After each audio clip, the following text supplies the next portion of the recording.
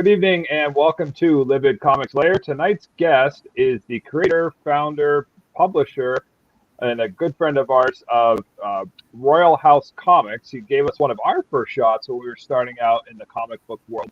So we're thankful and grateful to have this come kind of full circle where he's coming back onto our show tonight. So please welcome our very good friend, Mr. Raudric Curtis.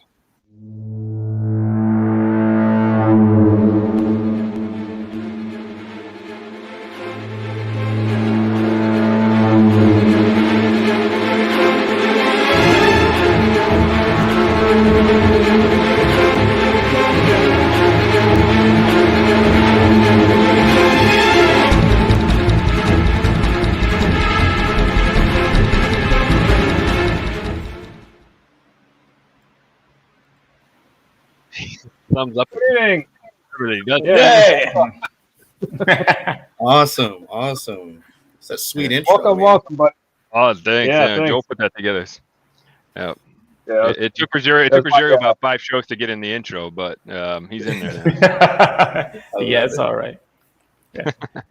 The that's cute my old watch. brother. Tales from EC Comics, the little avatars and things, right? Like the Vault Keeper, the Witch, the old witch and things. The horror, man. Livid puts the This H is in cool. horror. I'm glad you're here tonight, Raudric. So thank you for coming on, because this is fun to have you back and connect with you again after a few months of doing this together. So thank you very much. It's awesome. It really is exciting, man. That conversation Did we we had lose everybody? sticks out in me. That was one of my earlier podcasts, and Nice. I continue to do it. The following is growing, but I learned a lot. I think as indie creators, we're always learning a lot from each other. So I'm starting to hit my release date, so I'm real thankful that you guys were able to bring me on. Oh, absolutely. Yeah, this is cool. I think Joel froze. He might be smiling for a very long time. I froze again. Yeah, you were our first interview. You were our first show. Yeah, Joel, you might need to leave if you can hear us. Seems like you got some connection issues out in the woods tonight. He looks all right the way it is. I like it. If he could hear us, this would be perfect because he just looks so happy. But we've had massive rainstorms today, like torrential. There's accidents on the highway up here. I drove to get a coffee on my lunch break, and I almost hydroplaned. I'm like, holy crap! So when it gets like that, Joel lives out in the woods, so if we get any sort of disturbance, he has some connection issues. But I was gonna say you were our first. I'm back. No, man. Can you hear me? I can hear you, Yeah. but your face is still just We happy still see as can the be. glorious smile. Oh, hey, you're not smiling anymore. All right, sorry. You were looking like SpongeBob. That's great. I was saying though, Roger, yeah, you were our actual first interview for Livid Comics in Ewell, so we'll always remember that. No matter where we go, like you gave us a shot. We didn't even know how to go about getting an interview at that point. We were like trying to figure it out. We were nice enough. We got interviewed by a local TV station, but that was all kind of. Joel was getting interviewed for his fine art, and he just mentioned we were doing a comic, so they were like, "Hey, let's talk about the comic." So then they interviewed both of us, but at that point we had 2 pages done, so we didn't even know what the hell we were saying. At least I sounded like an idiot. But yeah, so that was a cool experience. Always remember that being the first interview. So the fact that, like we said, here we are, 6 months later, something like that, 5 months, chatting with you about your project. It's a cool experience. So Sweet. Yeah, I'm getting to the end of I just finished lettering. I got the first final draft of Pharaoh versus Priest in today, and I know you guys know that feeling where when you get that completed. Oh yeah. I'm gonna send back a few little edits, but man, that thing is ready to go. And that was a year, about a year of work. That's the best feeling. Yeah, it's you were working on that back when we chatted, right? We were talking about that back in June or whatnot. That's awesome. We definitely want to hear about that tonight. And Royal House Comics, obviously we want to talk about that. But I watched the show you did with Andrew Davis a couple months back too. And I remember quite a bit of what you guys talked about. I might misspeak a little, so you can correct me if I'm wrong. But is the plan for you guys to go full digital with Royal House at the moment? Is that the route you guys are taking there? So I'm like, digital just made sense for us as we were creating our business model, as far as like cost effectiveness and return on investment. Just because if I create that book one time, I can sell, as many digital copies, and I don't have to reinvest in print. I don't have to, kind of go through the process of printing, shipping, taking the margin off of whatever that the cost is to make the book as I'm selling the book. Now I know there's and I learned this from in that interview with Andrew, that there is a collector, there's a market for people that still like reading physical books.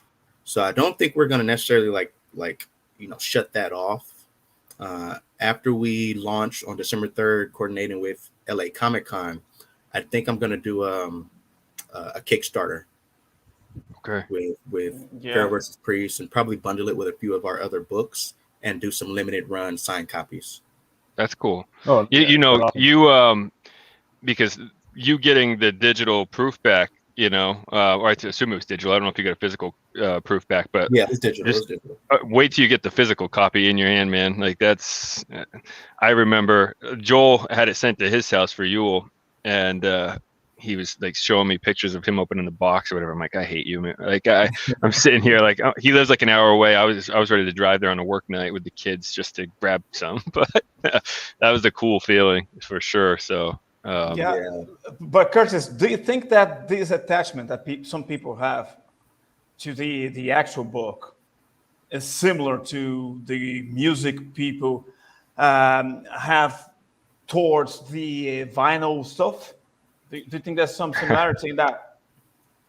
I think there is, but from a business standpoint, there's got to be some hard decisions made as far as your long-term sustainability, right? Because I think it was for I think it was like 60 copies or 20. It might have been for like under 100 copies. It was about $200 to get a run. And I know there's competition I can find, but think about what I have to sell that book at now in order to make just to break even. We're talking pretty high markup compared to what they can go into a comic book store and buy a Marvel, a brand new Marvel release for $4 or $5.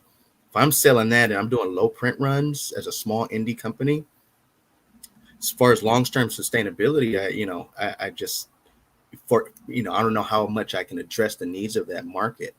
Whereas digitally, I know I read Naruto every single month digitally. I'm just as excited for it. I'm waiting on that release, and I read it on my phone. Yeah, you know what I mean. And it doesn't cost me anything. It doesn't cost me any more for me to coordinate a purchase of a digital print. So the return just makes more sense now.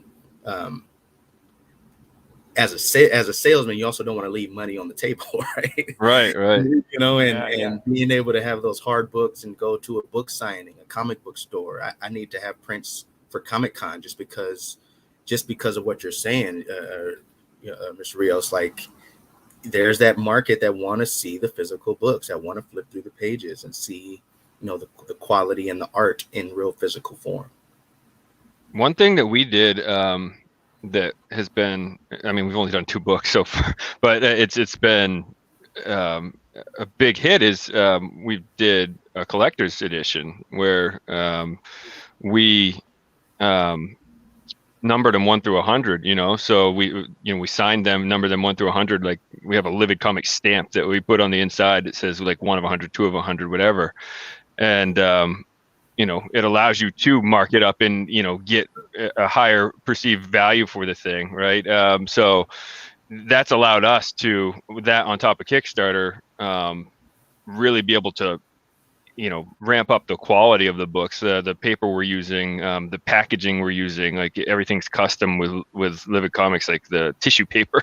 Like it's just, we've been able to do that. And I mean, something to consider, I guess it all depends, the Royal House, Facebook group, for example, it's a pretty nice, decent sized group you got going on there. Like, if you have a lot of those, faithful followers that would be willing to pay $15-20 for the collector's signed edition that's numbered, like that's profit. I mean, and all you're doing different is numbering it and signing it with your signature. So it's worked for us so far for the first 2 books, but just something to think about, to get that physical copy in your hand. So I think as you increase your capital, then and that you can sell 1,000 copies if you have a big enough following, right? Then those margins start to go up and those numbers start to make a little bit more sense, and it really legitimizes you if you can get into these local comic book stores and be able to offer the physical copy for those that want to purchase, right? But I think just as young young companies starting up, like you're saying, you're having to make some just like, man, I want to go with the highest quality print, but like, can I afford it? No. Yeah. So like, I think for us, the digital, if I can sell 10,000 digital copies at $3, that just makes so much sense. There's no more out of pocket costs as opposed to selling 100 copies at $6. You know what I mean? And now, how much does it cost to ship it? How much does it cost to print it? Yeah, it's ridiculous right now too. Time exchange. What's the time exchange to get to the to get those out and to get that professional turnaround? Yeah. That's a great thing about the digital, is like from the artist's standpoint, is that I can get that on my iPad and I can just zoom in and see all the details that you couldn't get in print. That's a great advantage.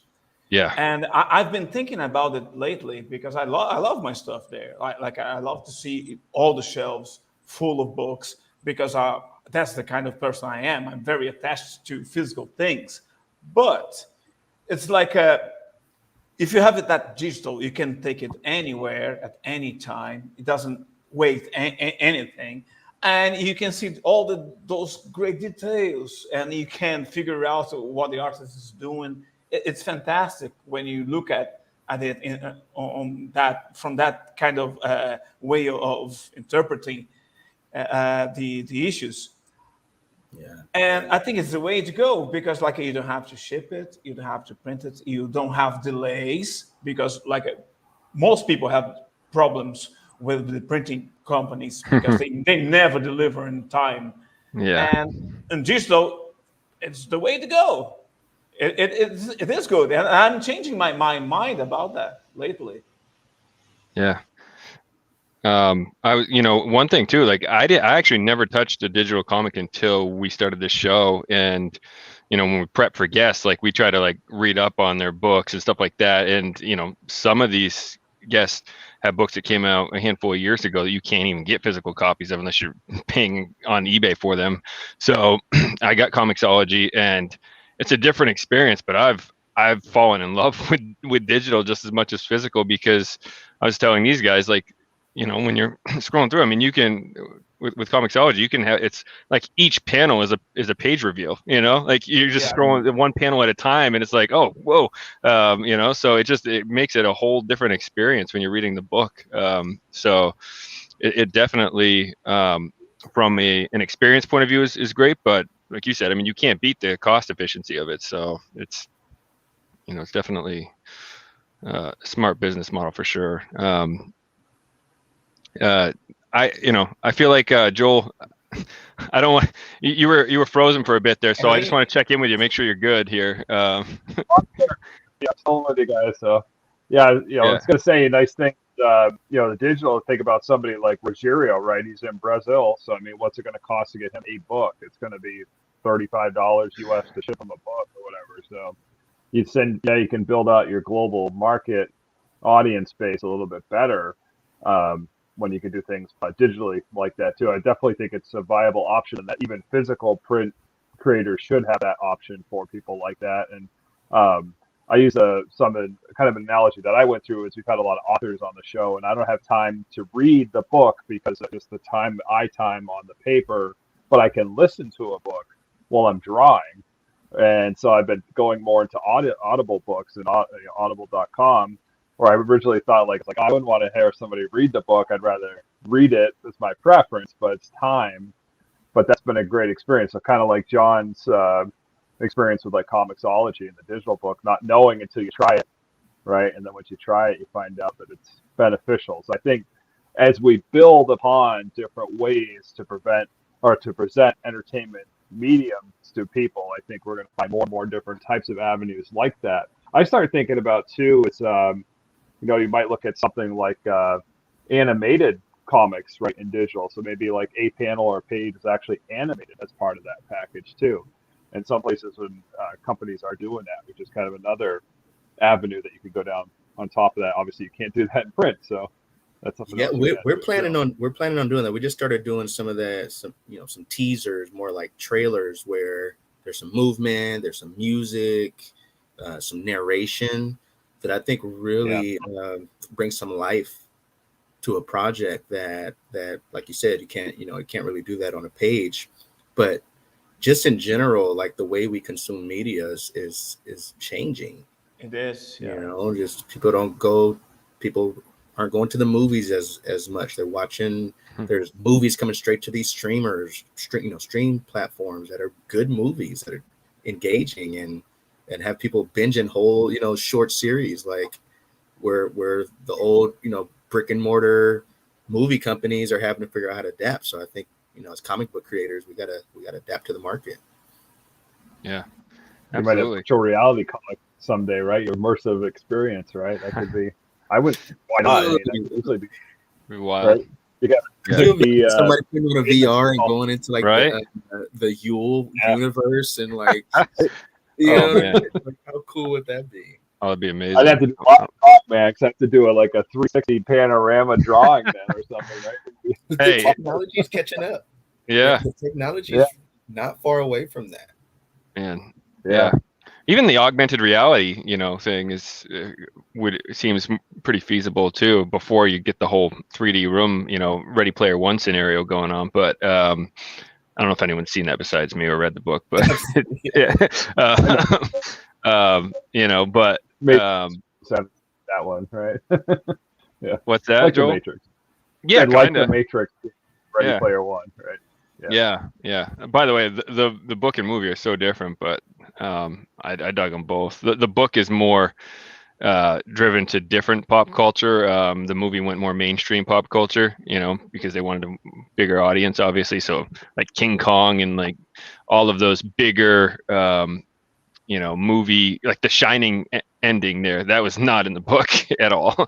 But I loved it because The Shining's like my favorite movie of all time. So, but just, completely different. But I was gonna say the augmented reality thing, like you're seeing that with just like books now too, like children's books. There's like apps on the phone to you can like aim your phone and like stuff comes out of the book, and animates and stuff. So I comics doing that just seems like a no-brainer at some point. That'd be kind of wild. Should look into that, Joel. I wouldn't call it that comics. Like I have a couple of those stories on my iPad here, and it's like it's a hybrid type of media. It's not comics and it's not animated stories. It's interesting, but it takes too long to make it, and all those stories, they are very short because it's very hard to invest on that kind of thing. Like you'd rather just do the whole animated story than doing that. That can catch your eye. Animation is so expensive. It is, yeah. It's super expensive, and like you said, that hybrid allows just a little bit more immersion into the story, as there's movement, it kind of reminds me of like those old shows like Reading Rainbow, when like they'd have the book and they'd have the narration, and they flip the pages, and like it's like Joel was saying, the audio books, right? You're just hitting more sensory, more stimulus, with those type of hybrid models. Yeah. So we'll talk a little bit about Royal House too here, because like I said, we're part of the Facebook group there. It's growing every day. But as far as Royal House as a company, as a business, and by the way, Joel had to leave. I wasn't being rude texting someone randomly. I was saying, hey man, you're really choppy. So he's gonna leave and try to come back. But tell us a little bit about Royal House and how it all came to be. What inspired it? Where do you see things headed in the future? Definitely. So Royal House branched off from my first project, Pharaoh versus Priest. So I had the idea for Pharaoh versus Priest. It was actually a college animation, stop motion animation project that I did back in 2005 as a senior college project. I was an art minor, so I drew all the characters in like these different profiles, and I put them down on a green screen and like moved them, stop motion. So I was able to create like these really short but intricate like fight scenes, and just kind of got that bug and wrote the script. It wasn't really a fully fleshed out story at that point, but it was my first try at like project management, right? So I didn't know sound. This is really how Royal House came together. It's like put stuff out there, put an idea out there, and you will attract the people that will help you bring it to life. So I knew how to draw. I didn't really consider myself a writer. I didn't know how to do the sound. I didn't know how to do the animation. And all those people were like, man, that sounds like a cool project. I'll jump on. So it went from my project to our project.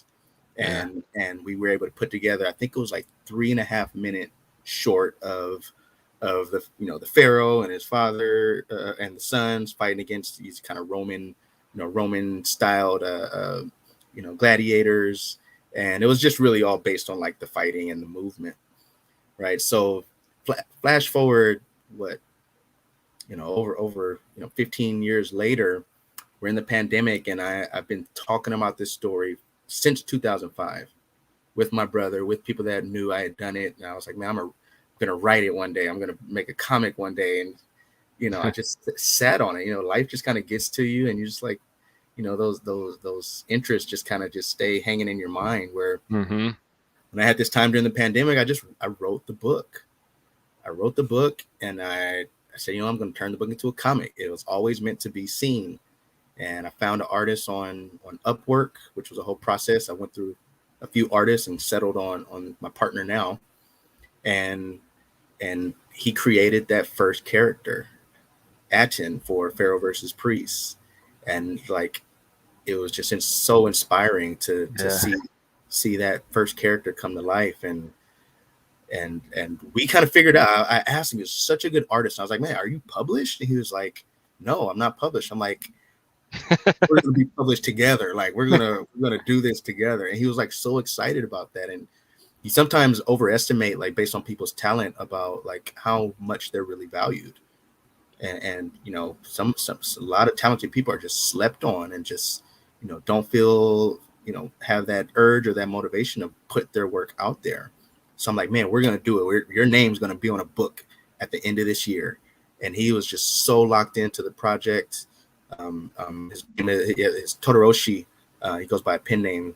He's a Ukrainian artist, and we just been knocking out just character after character. Then we moved to panels. Then we just finished lettering, where that book is about to be done. Now, how Royal House came out of that is because I got the writing bug now, so I have a bunch of stories that I wanted to write and bring to life. So my bandwidth just wasn't that big.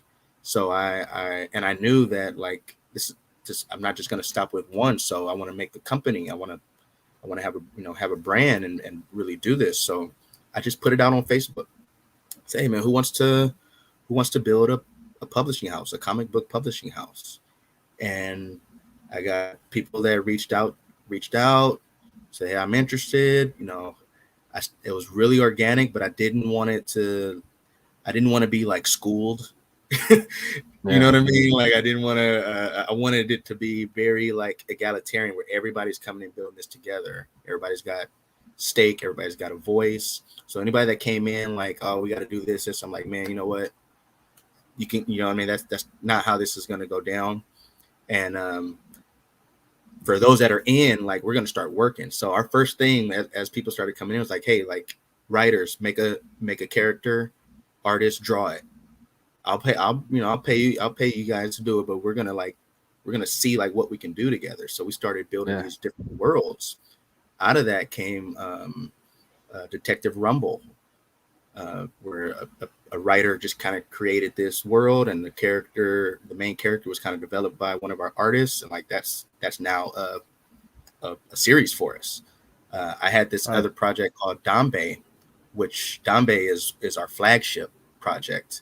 Because I didn't want to build this team and say, hey, all you artists come do Pharaoh versus Priest, which is my passion project. Right. So let's build our own thing. Let's let's make something that's ours. So it's like, we need a flagship project. So I was watching BBC. They were doing this expose on Dambe, which is a real West African martial art. And what they do is they wrap up one arm in this really thick like cord. Yeah.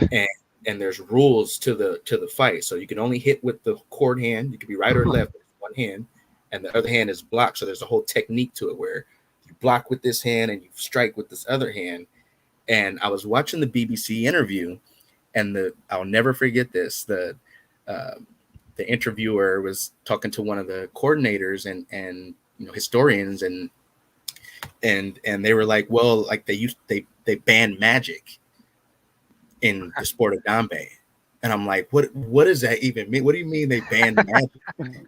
So our Dambe world is Dambe before magic was banned. That's awesome. The fighters, all the fighter and yes. So tell us what magic is. Well, I had no idea what magic was. So I can tell you now because I've talked to historians of it. So like even now they try to sneak it in.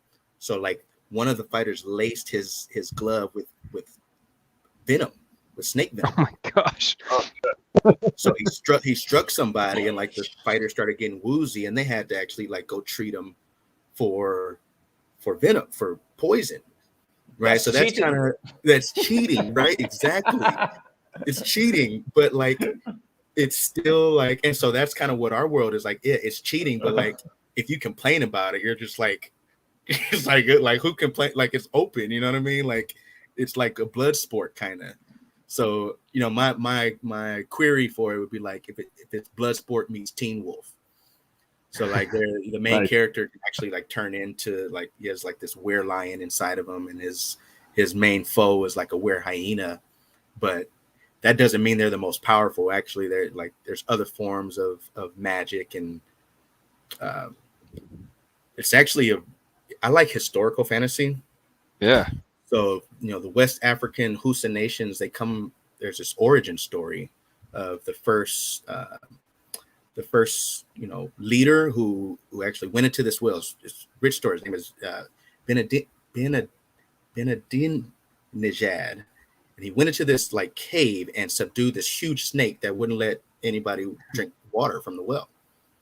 So he subdued this snake, and like they made him king. The queen made him king, and his offspring, like he split up the nation amongst his offspring.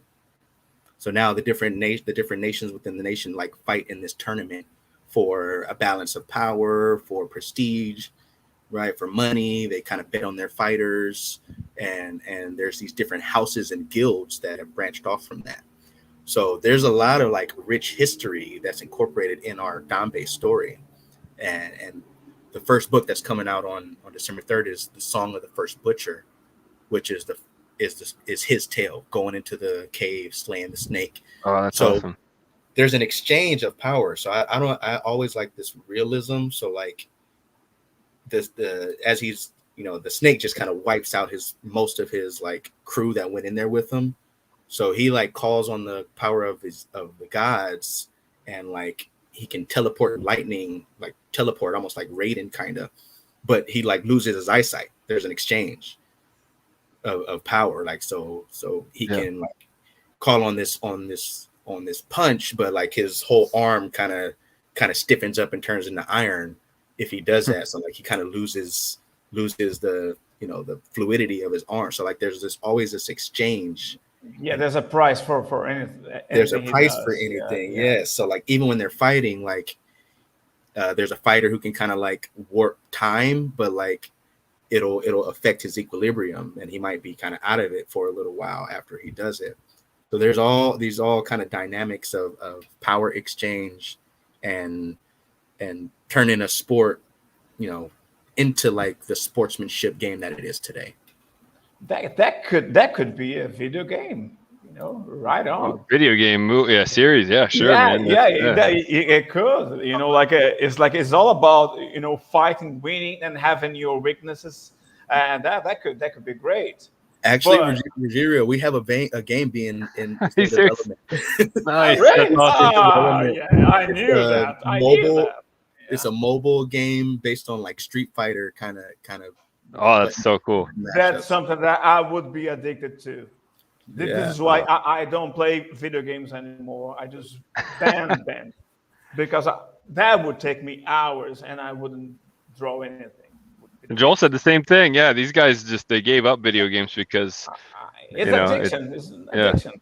Yeah. It's crazy. Oh man, but that's cool. Especially, I mean, Street Fighter. Come on, like that's those retro fighting games too. There's nothing like them.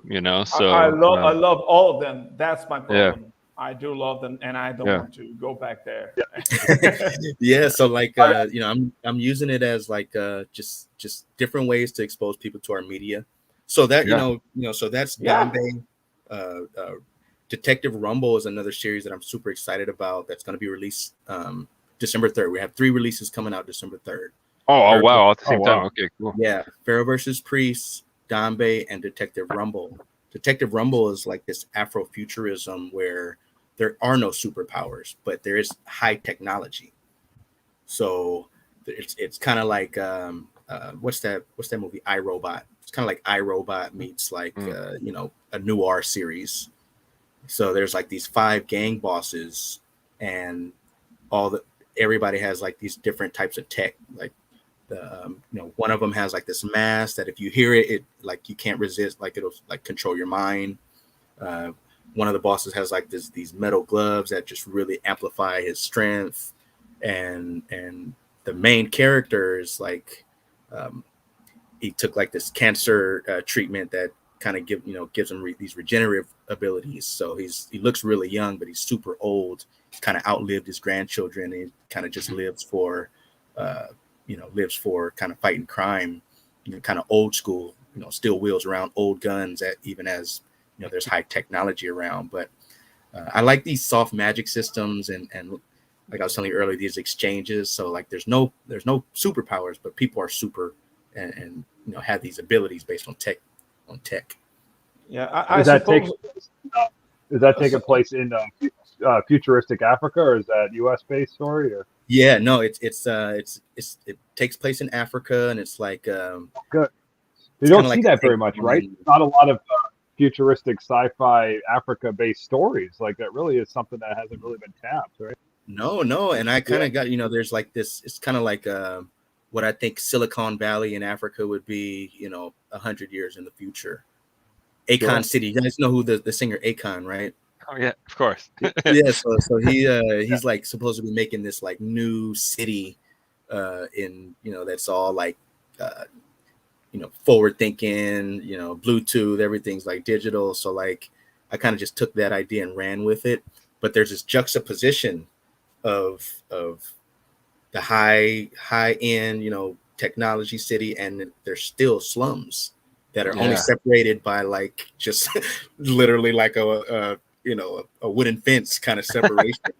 You know what I mean? Of the haves and the have-nots. That's a real thing. You go to other countries, man.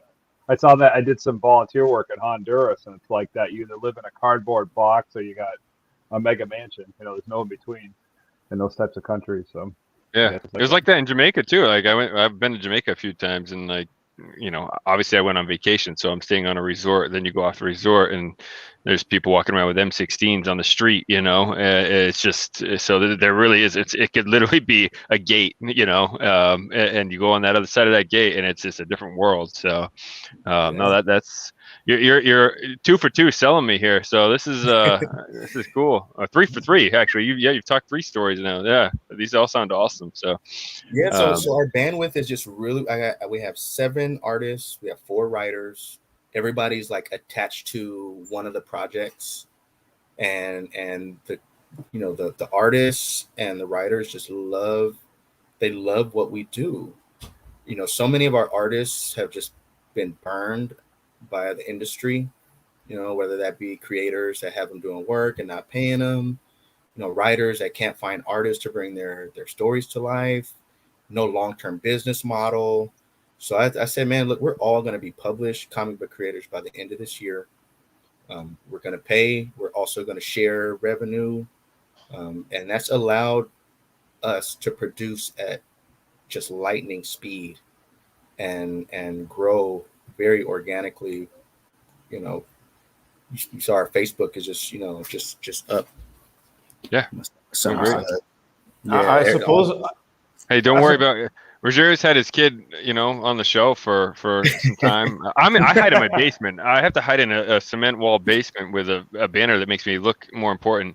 So kids are part of the show.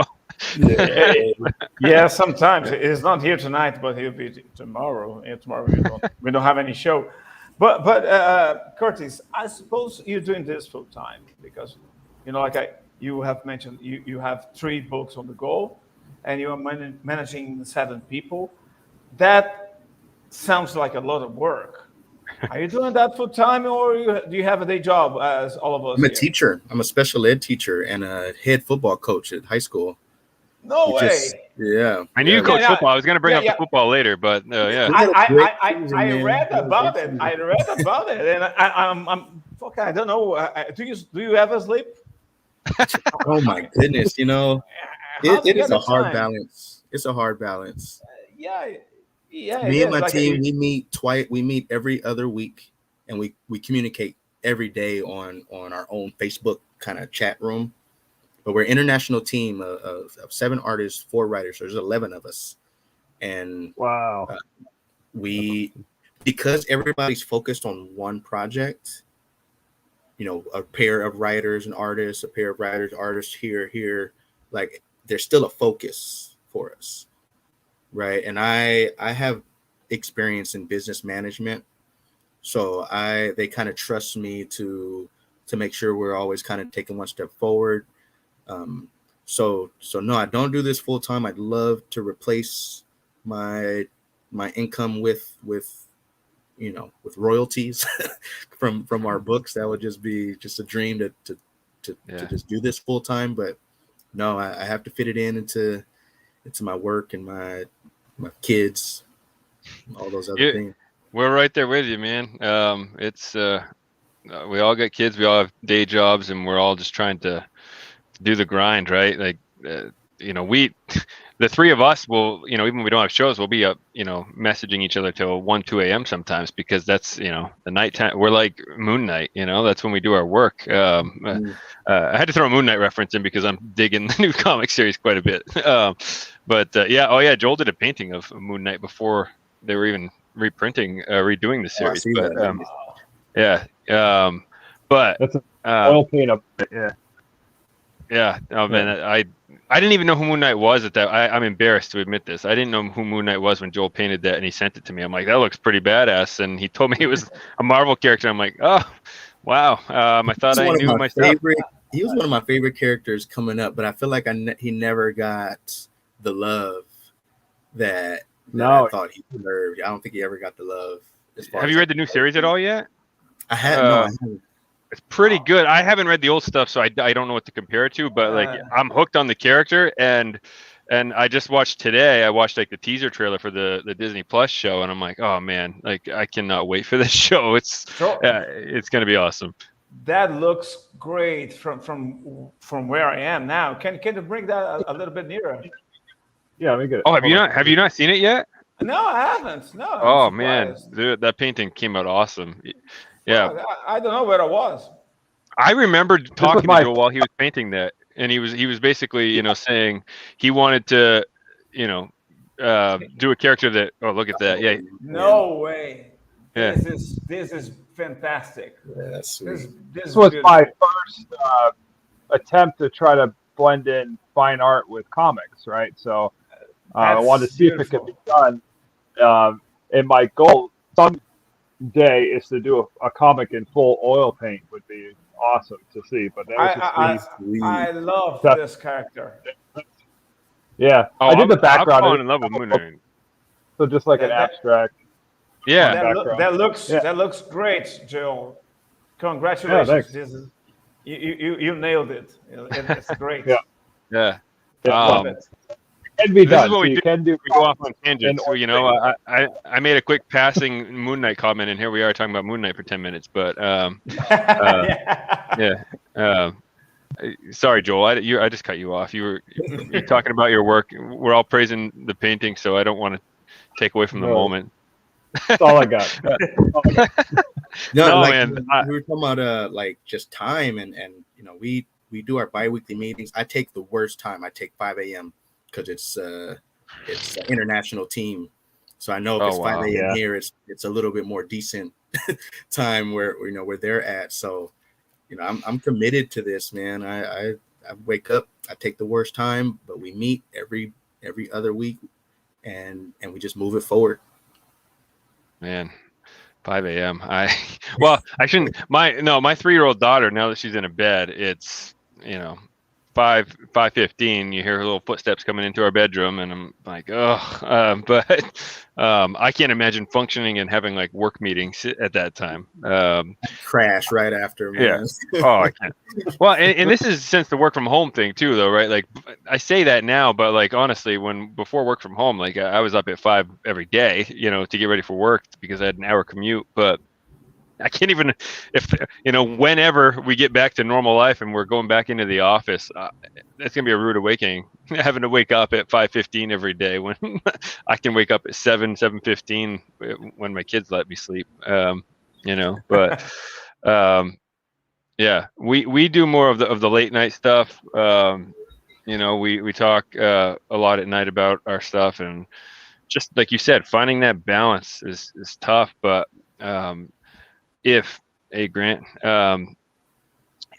we want to make it in this industry, we have to do that. But there's no choice. It's a passion. You know, we need to, you know, lose sleep and have dark circles under our eyes. Like I look like a zombie half the day, you know, but I couldn't imagine not doing it, you know. You have to put the time in, and if you have bills to pay and you have a day job, the time that you put in has to be at times you probably wouldn't want to put it in. You know, it's just how it works. So my football season coming to an end is kind of it's always bittersweet because I love it. I've been doing it for over 16 years. I'm the head football coach, so a lot of responsibility.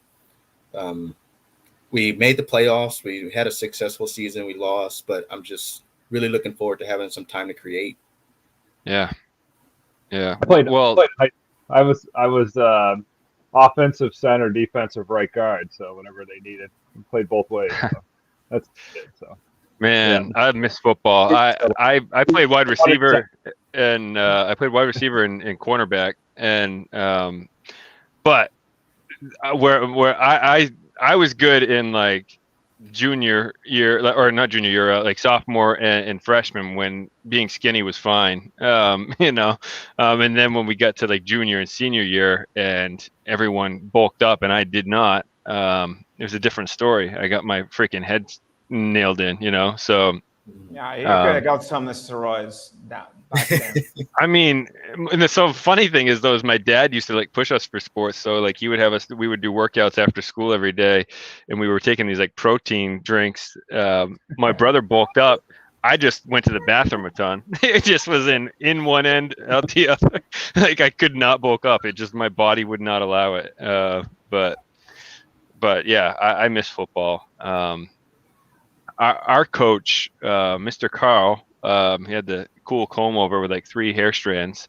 He was my 9th grade English teacher as well, but he had like 5 offensive plays that worked in the 80s. But when you got into like the mid 90s, 2000s when I played, like I swear we probably threw 5 passes a game. It was running up the middle or I formation, Right. just all game long. And I remember sitting there thinking, what are we doing? Like, why do we not have more plays than we're running right now? This is ridiculous. From the bench, because I wasn't good enough to start. I was a bench coach, but yeah, That's something I would do. yeah. No, I mean, I played a lot of Madden, so I no, I'm just kidding. But yeah, it's it's a sport that I wish that I got to enjoy more. I played Pee Wee all the way up through senior year, but it was the most fun Pee Wee up through sophomore year. That's where I had the most fun. But so yeah, you realized that you had to work with your brain instead. So I realized that. Yeah, I mean, well, my dad wanted me to be a professional baseball player more than anything. We used to go to like MLB tryouts and stuff, to try out for teams and stuff. And I will say this for anyone watching, I was not that good. I was okay at baseball, but I wasn't good enough to try out for MLB teams. That was my dad pushing us. He thought we were better than we were, which I guess most dads do, right? But it was a fun experience. We got to go to like MLB tryouts, and like I saw coaches and scouts, and got to hit with wooden bats for the first time against like 90-mile-an-hour fastballs and look like a freaking idiot. Because I grew up in a small town where someone threw 60, 70 miles an hour and they only had a fastball, so, and you used a metal bat. So you go to one of those things and it's like they throw a curveball and you like think your head's going to get taken off, and it's a strike down the middle. It was very eye-opening. But there's a thing. When you suck at sports, like you have to find something to do with your mind, with your brain. Yeah. Well, I didn't suck, Rogerio. I didn't say that. You said that. No, I'm telling them about you. I'm telling them about me, not about you. No. Well, but I was like that hybrid kid who, like I wanted to play sports and I was really into sports, but at the same time I wanted to write and draw. Like that was where, I knew from like 7th grade on that I wanted to be a writer. But I still played sports, and I never focused on writing until like I used to try to write here and there, like in college and stuff, and would just like leave it on my laptop and never do anything with it, But that's where my mind always came back to, was like, I need to be writing right now. It was never like, oh man, if only I bulked up another 20 pounds, I could have been a freaking NFL player. Like that never crossed my mind, Yeah. Talking about writing, John, have you read the book, The White Tiger? Which there's a movie, or a version of the book on Netflix. It's an Indian writer, and that was the first book I read in English, and I struggled to understand at first, but I understood that he was so blatant, honest, and embarrassing. It was a kind of embarrassing honesty. And I was like, fuck, how can he write that about himself? And then I realized that all great writers, they are very honest.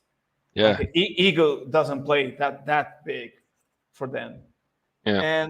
And like I was researching some of those guys who came onto the show, such as Alan Baxter, Brian Keane.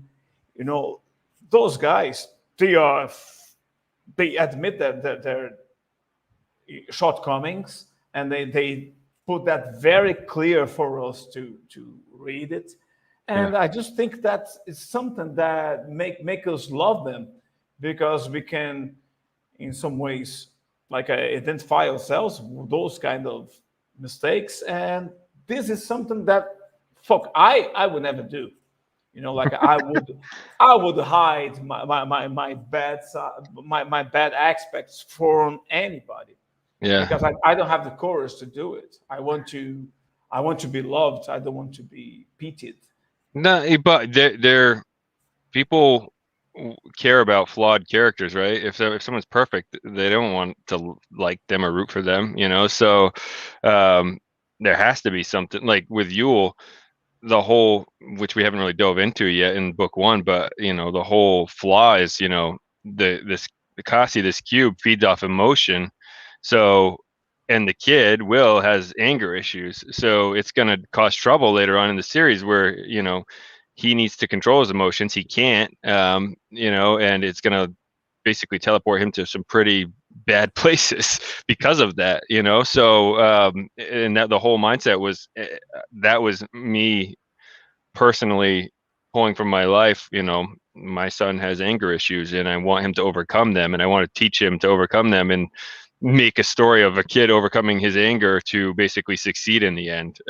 You know, so that was a real, and you don't really even see it on the surface right now, you know, barely, but that's where that kind of came from. And then like with when I think I told you, like I did I'm doing Scott Snyder's writing class. It's like once a month, and that was one of the biggest things he talked about, and it just opened my eyes more to like future stories. Like I have all these like cool ideas for like overall plots, you know, like I want these cool things to happen, but in those plots you need a core, and you need like something that like drives the story.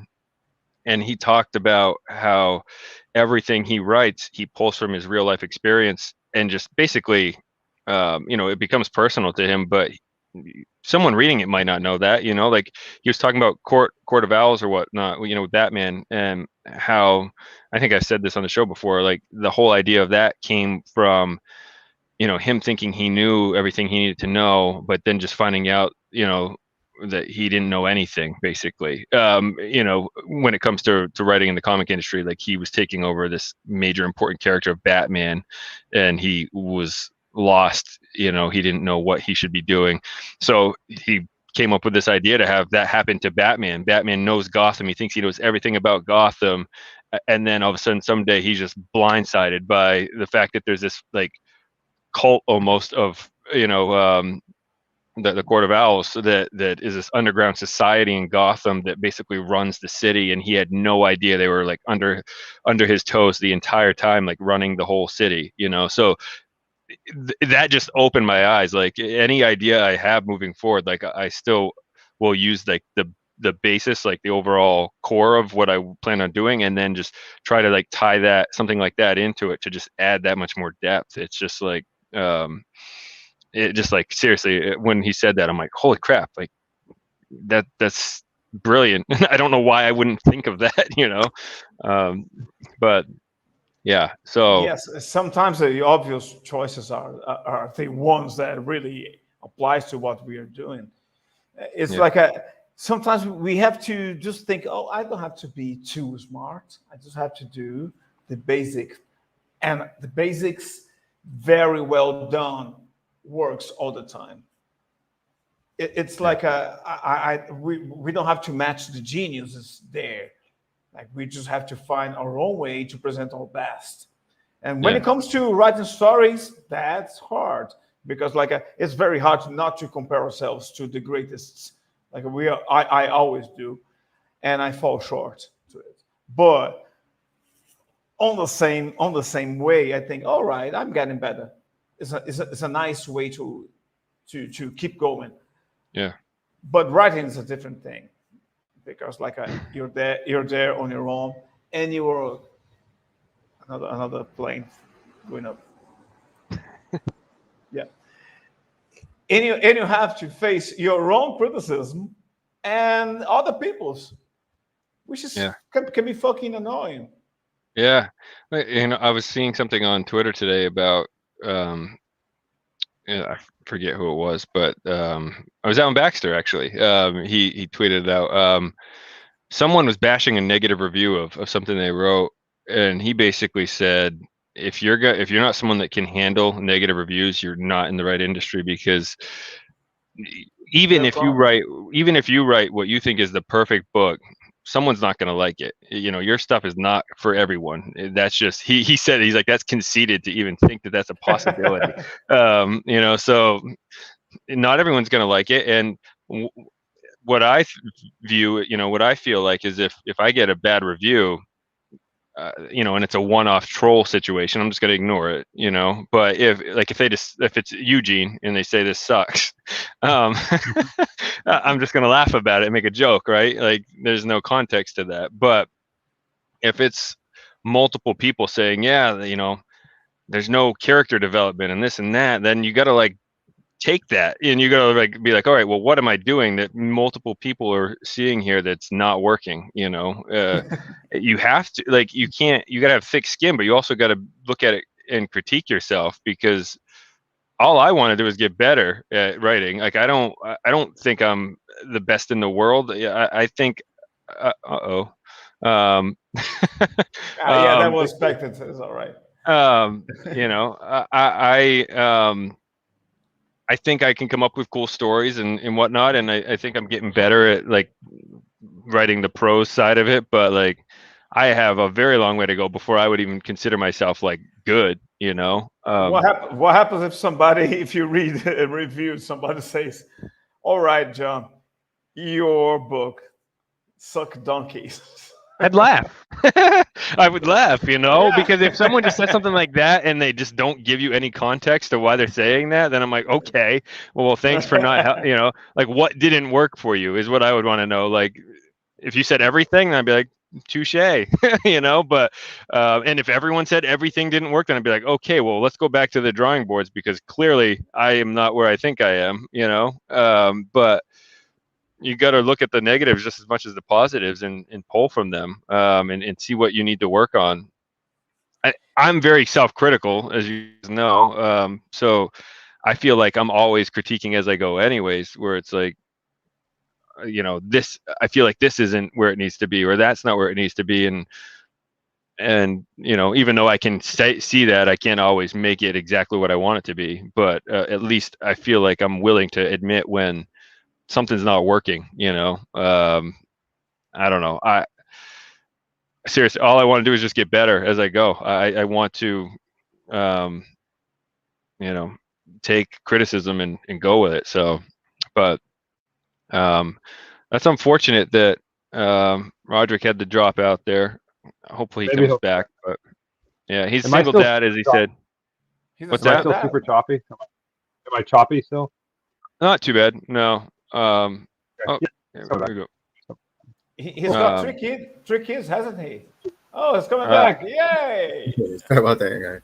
No, don't worry. It's all right. I just talked about myself for 10 minutes, so it's good. Typical fashion. Just talked about himself for 10 minutes. You guys were talking about writing, right? Yeah. Talking about writing. Yeah. And, I was just wanted to interject that it's like so hard to make up an authentic person. I think people see right through it, and most people are flawed. So I tend to like the way like the mainstream approach to character building and superheroes and powers, just it kind of lacks depth a little bit. It's so much based on like the villains seem to have like a lot more depth than the heroes. Definitely.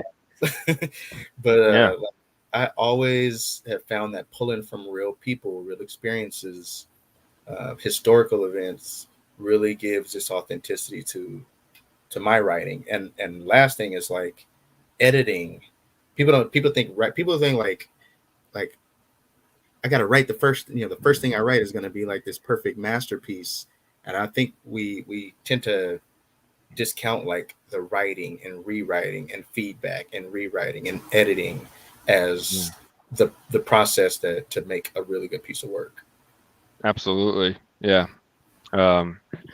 It's, and I don't know how much of what you caught of what I was saying, but what you just said is exactly what I was saying as far as like the flawed character thing, right? It's no one wants to root for the perfect hero that has no weaknesses. Like, didn't they? I think I remember reading they had to make a weakness for Superman, and that's where they came up with kryptonite because he was just too perfect. Basically, they had to come up with something that like could hurt him. So yeah, I mean, people want to root for people that struggle and have to go through things that they go through on a day-to-day basis, maybe at a more entertaining level, like I was talking about how Scott Snyder came up with the idea for the Court of Owls for Batman, and that was his real life struggles of thinking he knew what he needed to know and then finding out he didn't know anything, sort of thing. And that's Bruce Wayne, in Gotham, thinking he's Batman, he runs the city, he knows everything, and then finding out there's this underground like cult that basically runs the whole city that he didn't even know existed, and he's been like protecting the city for all these years and had no idea they were even around. So he made that interesting. He took his personal life problems and he put it into a bigger storyline, and hit it really. But so yeah, and then what you were saying to editing, I mean, it's huge because especially as a writer, like I feel like a lot of writers probably when they write their first draft, that's what's in their head, so they think this is it right here, and then if no one critiques that or says anything, I was just saying, like, negative reviews are just as good as positive reviews because you can see what's not working for people and work on that. But editing is basically bad reviews before you put it in people's hands, right? So like you're able to try to fix some of that up front, before it gets into people's hands. So that's huge, and especially with comic scripts where like these guys have both called me out on comic scripts where I would write panel layout and they both be like, that doesn't fit in one panel, like we need to edit this, like we need to add an extra panel or change something here because person A can't be looking at person B at the angles you have written in one single panel. It doesn't work that way, so editing is huge, and I think a lot of indie people probably don't look at that as something that's that important. Same with lettering, and I'm seeing a lot more people talk about this too, and get your thoughts on that. But like lettering is something that a lot of people just kind of overlook, is not a big deal. But when you talk to so many people in the industry, they just talk about how crucial that is too, on top of the editing, having lettering, done in a certain way. So, but guys, I think that there's something that we all struggle as indie comic investors because we are all investing in it.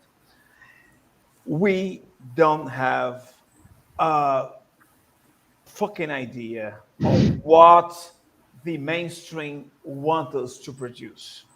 That's it. We want to make it big. We want to make money. We want to get our works out there, but we don't know because we don't know what is good.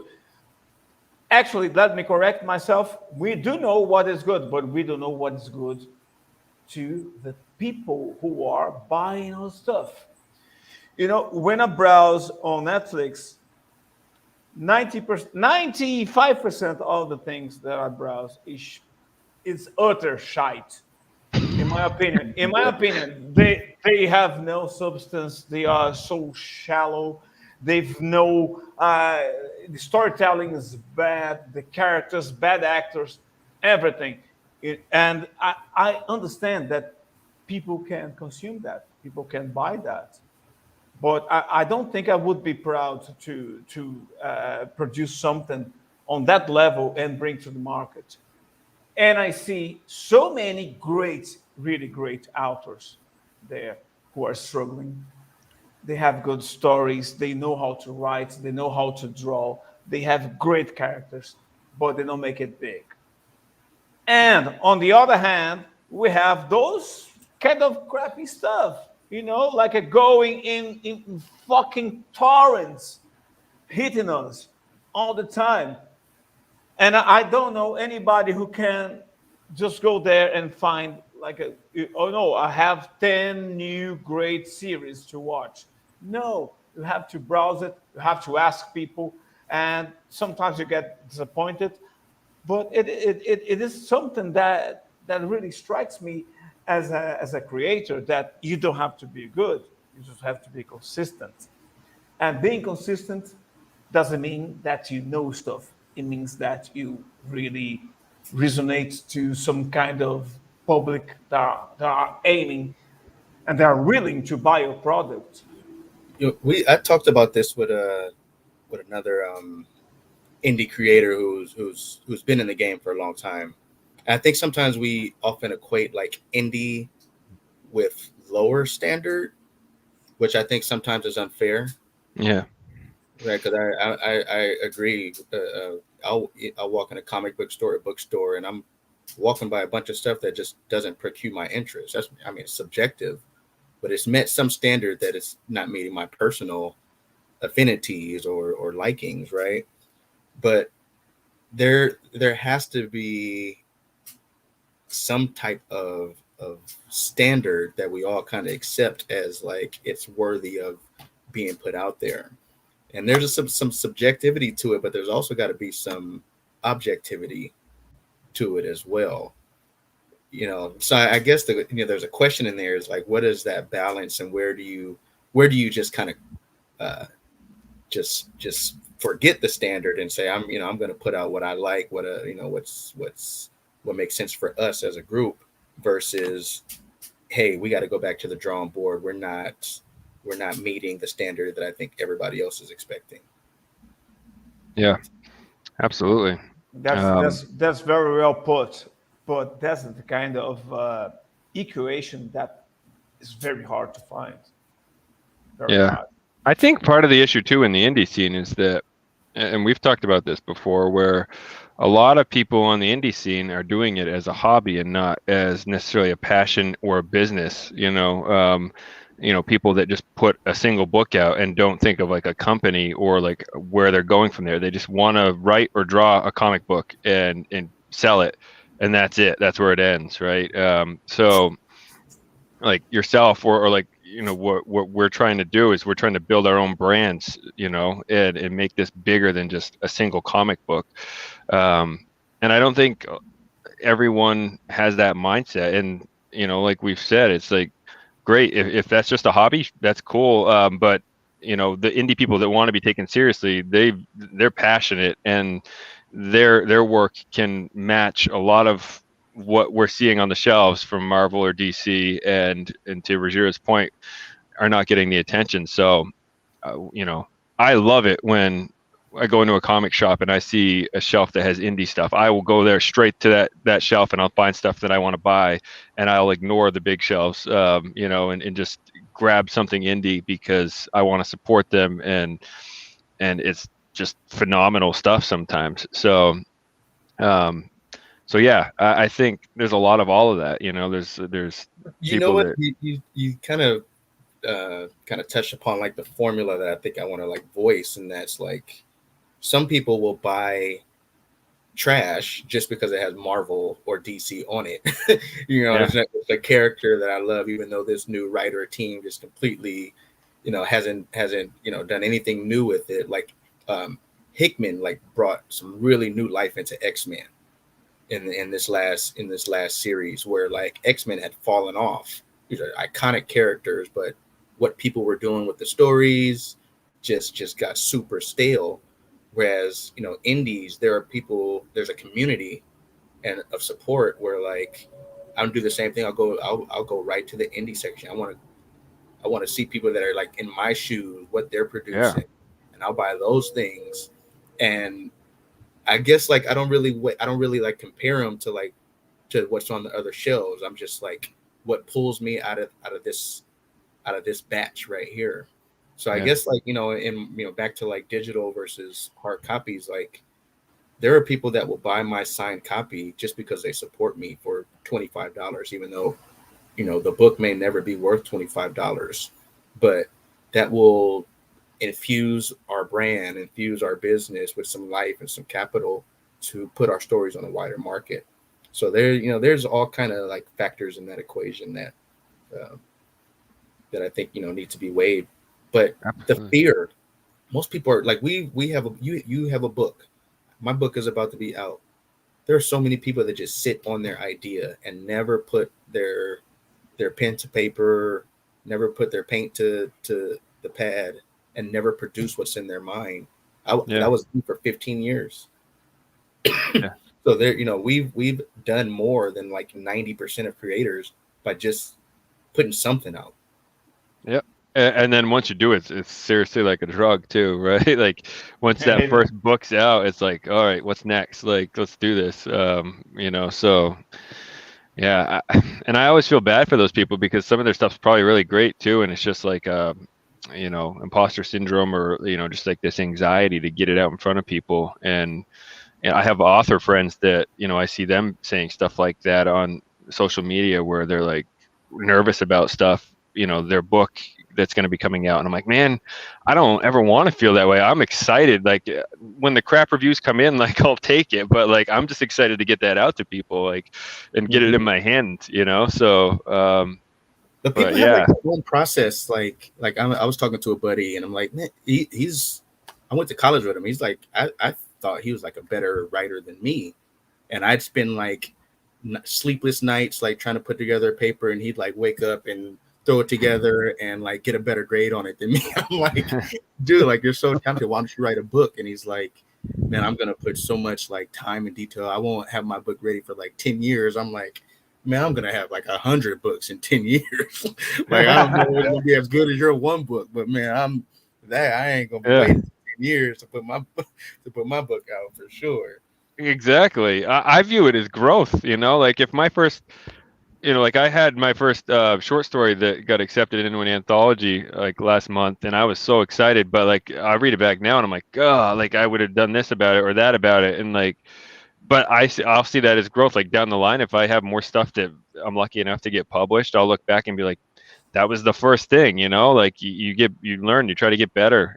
You see the mistakes you made, but that's how I'd rather get it published and learn as I go and just keep getting published and get better versus waiting till I feel like I'm the best I can be and then just here you go, because no one ever feels like they're the best they can be. So you're just going to sit there. That will never happen. That will never happen. Never happen. Exactly. But that's one thing. When you know that something you did is good, it is good. No bad review can change that. Yeah. Because you feel it, you look at yourself and say, all right, you did something good. That's it. Like there's no way, nobody's going to change your mind about that.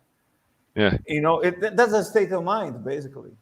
Because we have to try not to sabotage ourselves, which is something that we do very often.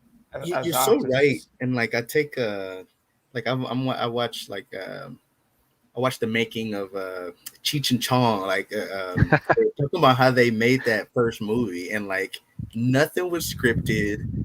They had like this rinky-dink camera, and like we're literally just like, oh, let's find that spot. You know what I mean? Let's go to that spot. All right, this is what the scene is gonna be like.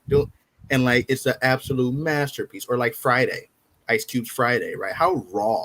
Yeah. You know so what good. I mean? Like if you had a studio. That was a hit. Yeah. If you had like, the studio like standard that you were trying to compare it to, I don't think it would have been it.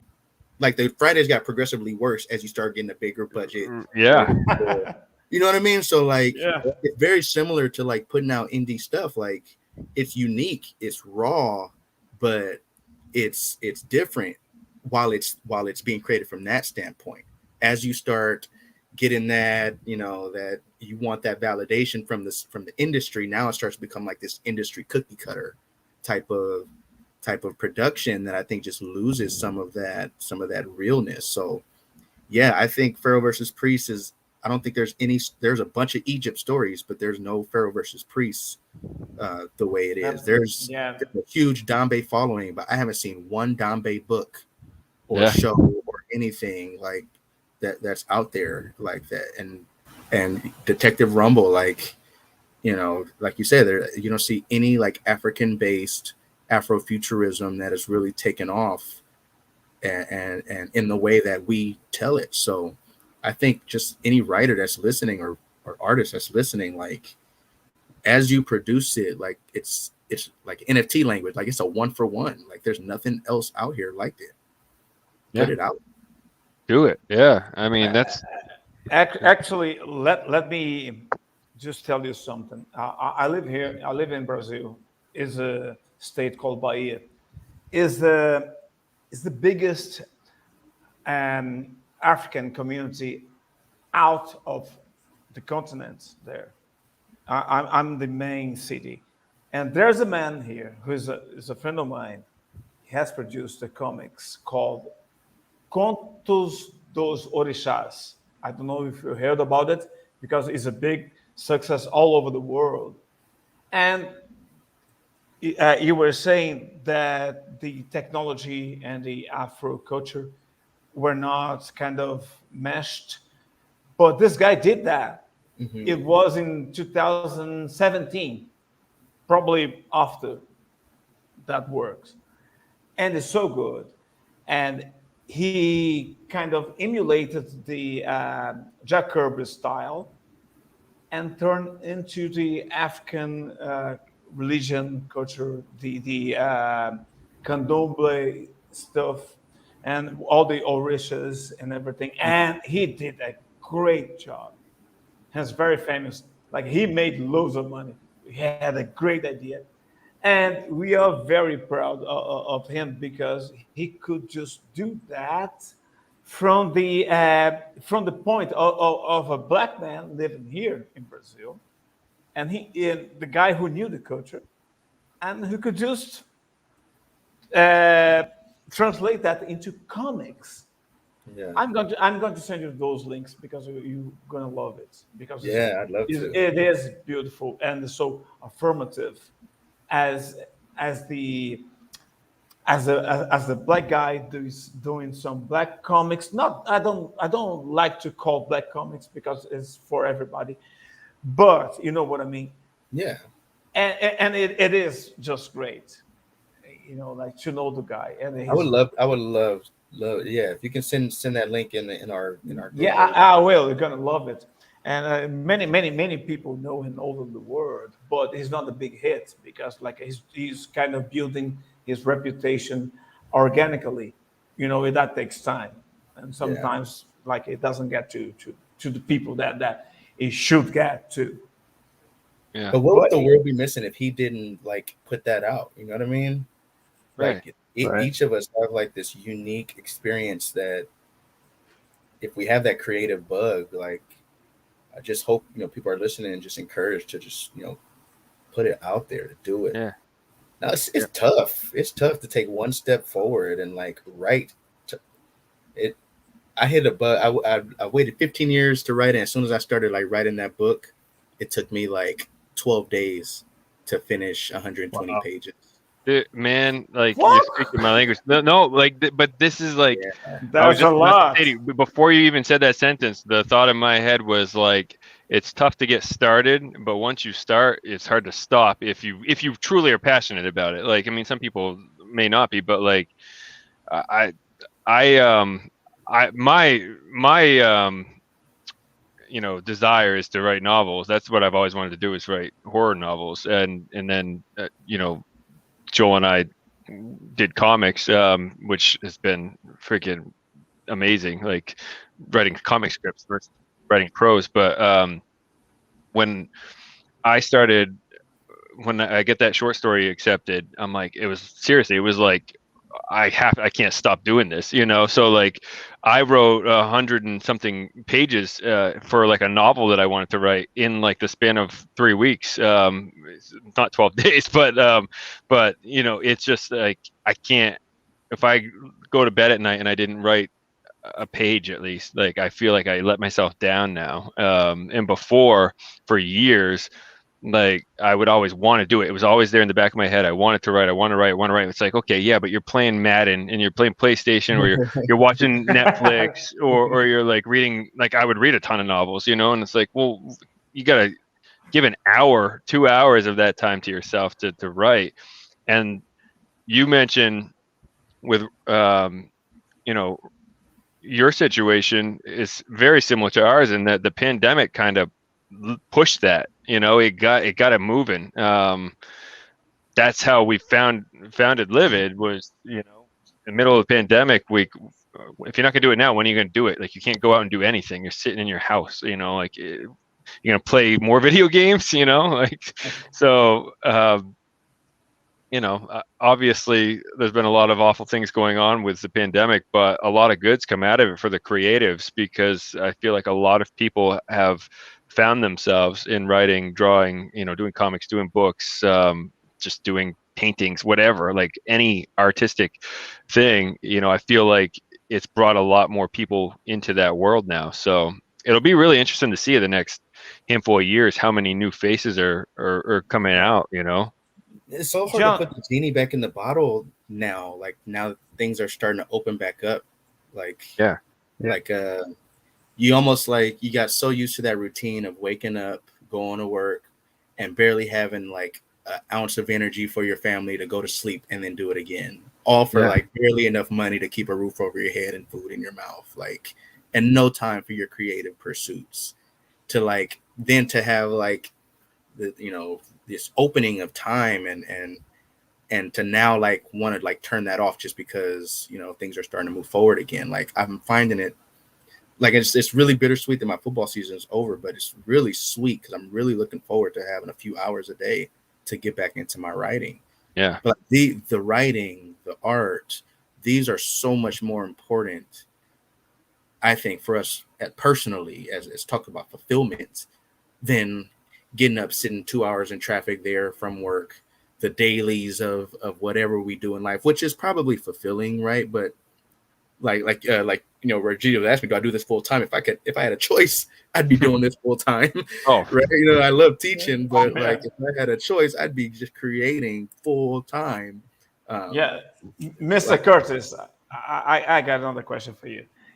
Like we are all finite. We only have so much time to do what we have to do. So I really want to know what the motivation is to get to do what you're doing. You want to leave your mark. You want to you want to make your ego happier. I don't know, whichever ways. What's the motivation? What's the so like when I want to tell a story. I wanted to tell a story that hadn't been told or given the exposure. So Pharaoh versus Priest is about Nefertiti and Akhenaten, the historical figures, the Egyptian pharaohs. I did a lot of research in college. That's kind of what alluded to me into that subject matter. And there was always this space between facts, history, and what's accepted, right? Like there's always a space of like what's real and what are the fallacies of history, right? And the space of what's real and what's just being told to me. So I always filled that space with imagination and what I thought would, what would my theory be? And I always added that with like if I was the character or if I was living in that time and what life would be like.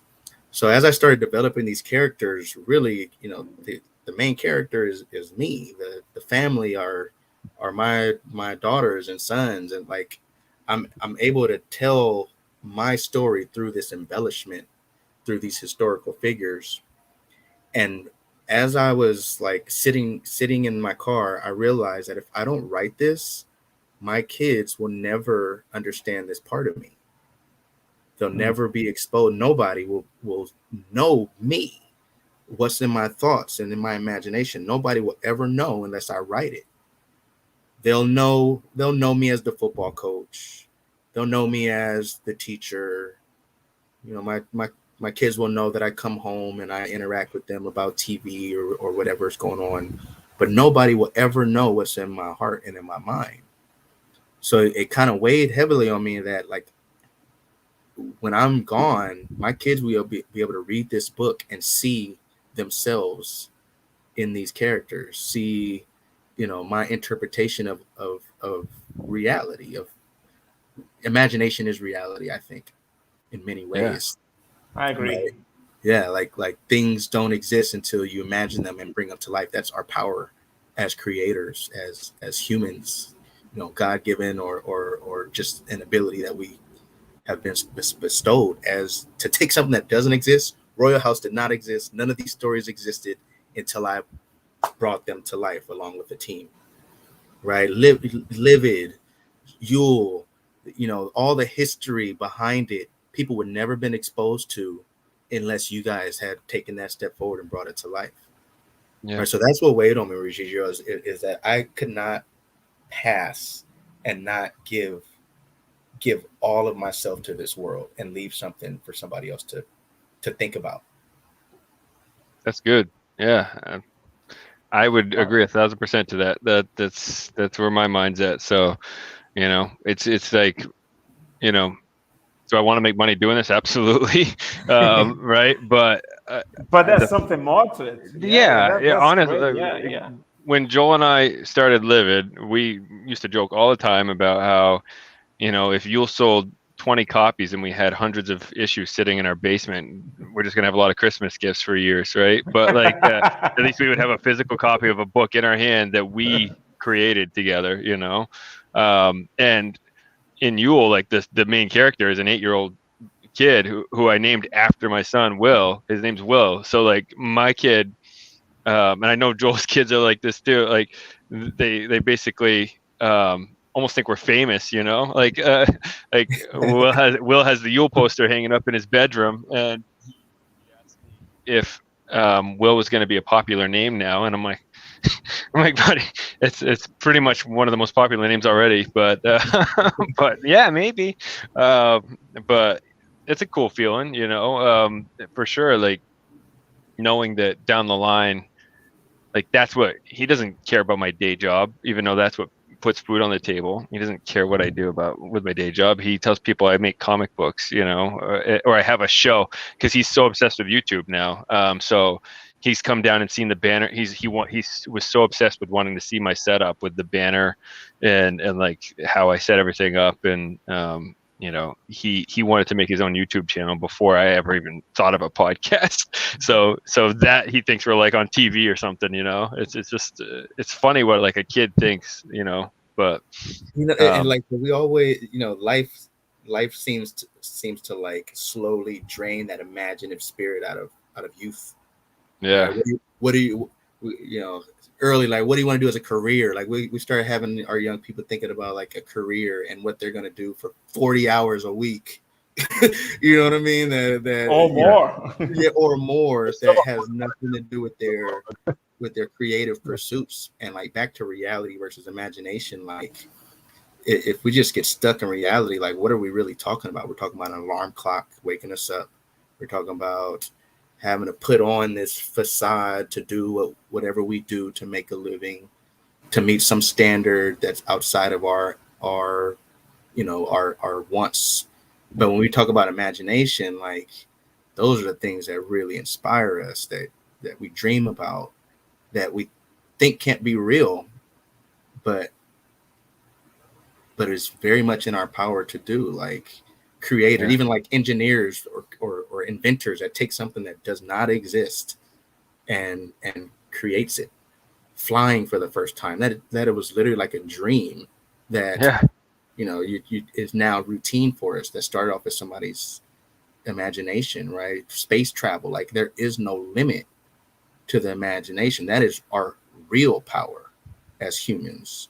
But we seem to like constrain that, and comics just opens that world up so much, which is why and arts in general and writing and these creative things open that up so much to the youth. So that is why I figured like I gotta write it. I have to. It was now like a calling. I could not put it off any longer. Yeah, it's. And that there's something when you write, when you create something, uh, it doesn't matter if you're writing or drawing, and somebody that you don't know, is not your mom, it's not your wife, somebody that you don't know randomly just look at it and enjoys it and likes it, and like it's the greatest thing that happened to us, because like they're not our friends, like they're not gonna get anything back from it, and you realize that what you do, it it is kind of it matters to someone. People like it, people love it, and they are not connected to you. This is the real value of it, and it's a kind of secret pleasure, Oh, because like 1,000%. Yeah. it is fantastic, because like they are not doing that to please you. They say good things about it because they kind of like what you're doing. Yeah. This is the greatest hit. I think this is one of the things that keep us moving and doing and creating things. Absolutely. It is great to have friends. It is great to have support, but they will do that anyway. Even if your writing or your art sucks, Yeah. they would support you. But when you get that from someone who is not connected to what you do, it is the greatest, feeling that you get. It's a hit. It's a hit. And we are doing this to get that kind of hit. It's like a drug, and you have to get that again. So we keep on doing it. Absolutely. Yeah. Like, I can't wait for you to experience that, Rodric, when your books are all coming out here, because man, like, yeah. like, Joe has to color it. But I mean, you nailed it though, Roger. Like, your friends and family, like, they're almost always gonna say they like it, no matter what.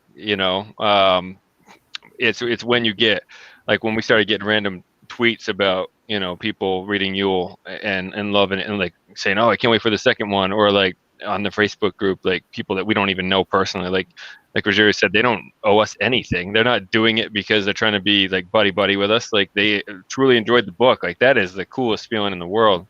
But I had a comment I wanted to make to what you were saying a few minutes back, where I remember like 10, 11 years ago, before I even had kids, like I remember going for a walk with my wife before we were even married, and like my day job, I do really well with the day job stuff, but to me, it's not even just about always the money. It's like, I remember telling her, this isn't me. Like, this isn't what I like. I'll do it because it pays the bills and like it's a good career. But like, if I don't pursue this other thing, I'm gonna hate myself when I die. Like, I'm gonna be so mad that I never tried to do what I've been passionate about trying to do since I was in 7th grade, which is write stories. And I used to dabble in it on my laptop back then. And like, I actually found a couple months ago, I found my old laptop from back when we had the apartment, and I found some stories that I had written, and I'm like, holy crap, like, these are like 10-plus-year-old stories right now. Like, you almost forget that like it's been the bug in your head for so long. And I actually enjoyed reading them. It was fun. But that's what you gotta determine is, Joel was saying this before, right? Like, on a different show, there's like, you can go in each direction, right? Career, passion, hopefully they line up together where passion is career, but like, you can just continue to move on down the line with your day job and your career, but you're getting further away from that passion, and you got to try to find that line where if you're going to go for it, you got to go for it. You got to make the time for it. So it's tough. I think, John, that's where business needs to really be, I guess, elevated when it comes into like indie comic creation. Because I think so many people either don't see a way to do it long term because they don't know how to make money in it. Making comics is very costly. It can be very costly. And if you don't have and you might have a really good idea. I'm on those Facebook groups. People always say, "Oh, I have a good idea. Does any artist want to connect with me?" Ideas are just there's a million great ideas out there, but business in comics has been lacking. Good business practices, even with the big companies, right? Like Marvel and DC, they just had a resurgence based off of movies that kind of re-engage people in comic production. And even movies are now looking at indie comics for stories and trying to pull from these ideas. But that's something that I think, building a solid brand that has been really empowering for me as Royal House. As people see my group, as people see what we're doing, I have young creators that are reaching out to me and asking for advice, and my artists, they love working with me. They're I call them partners. They're not my employees. We have a vested interest in all of these books together, right? So people knowing their value. My value is more than $25 an hour. I don't think any company could pay me what I would value myself, right?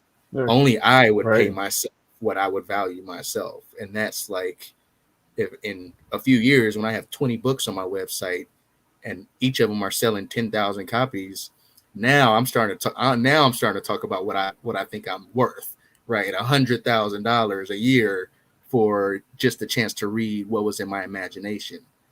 That's my value. No company, no school district is going to pay me $100,000 to go teach some outdated history. You know what I mean? Yeah. So just changing the narrative in indie comic business and having artists, I actually broker commissions for my artists, and I had to tell them sometimes we're going to tell people no. If they don't want to pay our price, they don't want to anything that we do, we're attached 2% on the life of that creation. We're not just about to make your character and you go make $1 million and you paid us $150 for. No, we're partners now. You didn't even have this character created until I connected you with my artist. We're on the project with you now, right? So I have to tell them sometimes we're gonna tell people no, and that's okay.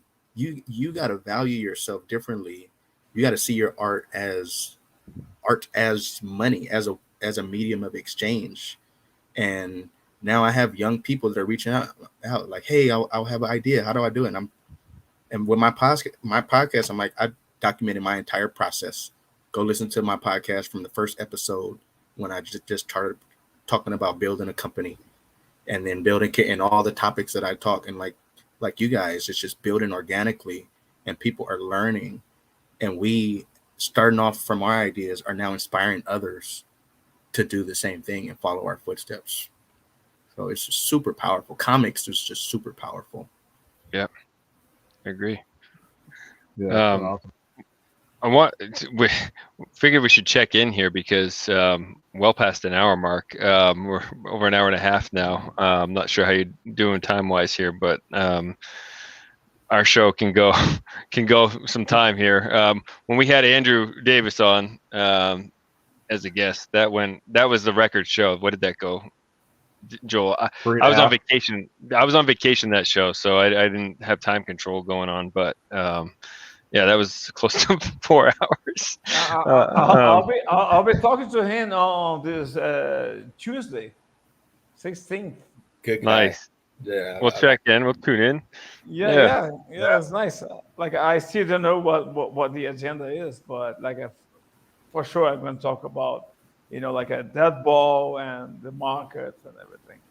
And it is great, those kind of connections. We're talking to nice guys, and we are all the time learning with you guys. Every guest is like a new lecture to us.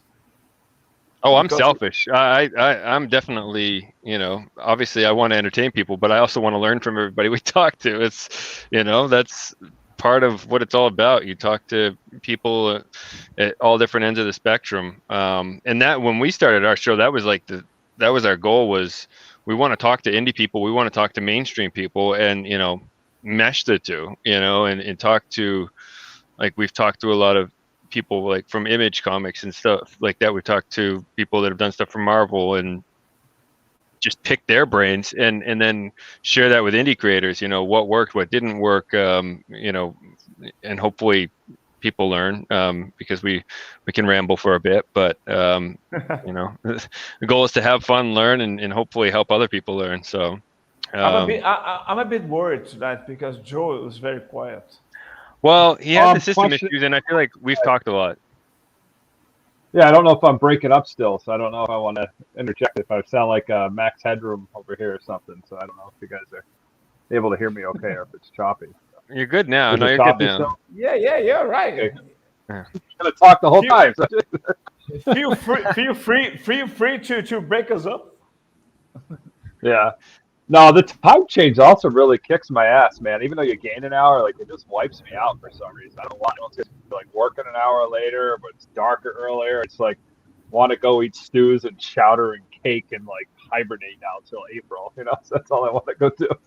Same way. Oh my goodness, it's been a rough transition for me. Everyone that enjoys the time change doesn't have kids, or at least young kids, like, because your kids still wake up when they did. You don't get extra sleep. You get less sleep because they want to wake up when they wake up. And I don't know. That's how it is for me, at least, because my daughter used to wake up at like 5:45 and now it's 4:45. And I'm like, no, you're staying up later. You're going to sleep in later. Doesn't happen. No. Still get up early. They still get up. Oh yeah. Well, no, but it's also meltdown city by like 6:30 because she used to go to bed at 7:30, and in her brain still at 7:30, and it's like, I need you to step another hour, please. Doesn't work. Too. I got to let the dog out. I got to let the chickens out. I got to do all that stuff. So they don't have a clock. It's just they got to go when they go. So you lose an hour. So yeah, it's crazy. Yeah, it beats me up. Yeah.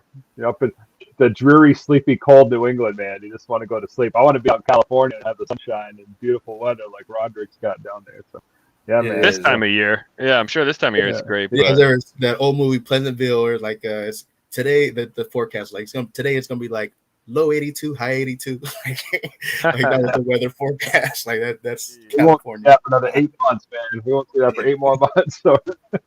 We're like, woo, high of 49. Like, let's do that. Let's go. My goodness. No. Yeah, we're excited. Yes, 49. Let's go. Right.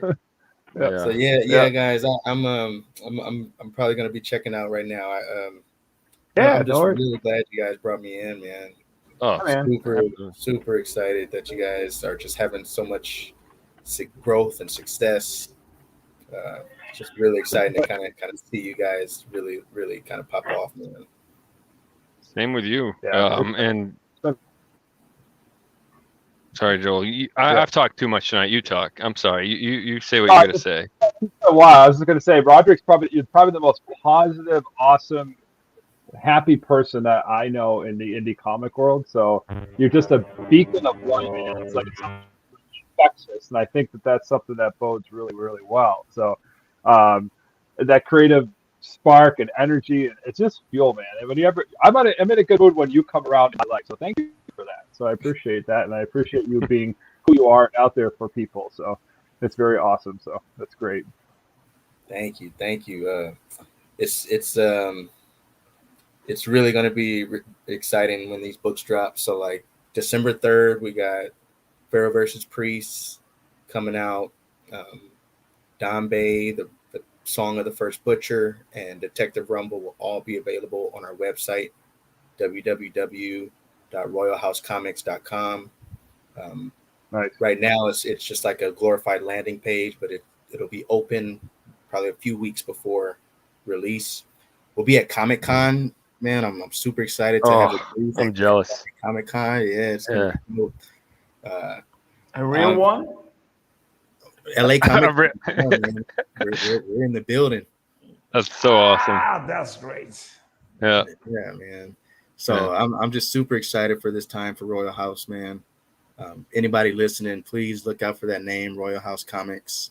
We're going to be coming into the scene to finish out the year, and we won't leave after that. We'll be having releases following that early next year, and just into the sunset, so to speak.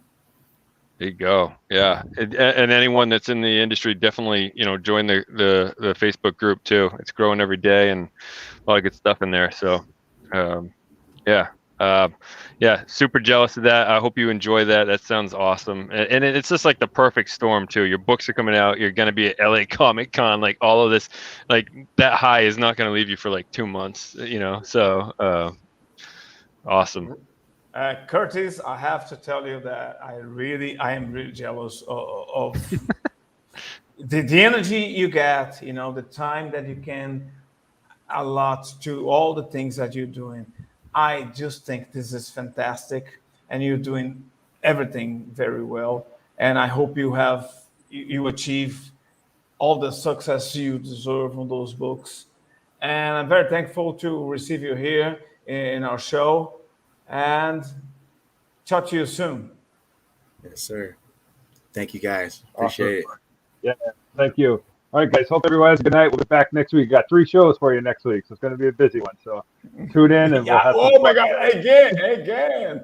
Another 3-show week, Rogerio. Get you ready. Yeah, I know. Everybody. All right. Have a good night. We'll talk with you soon.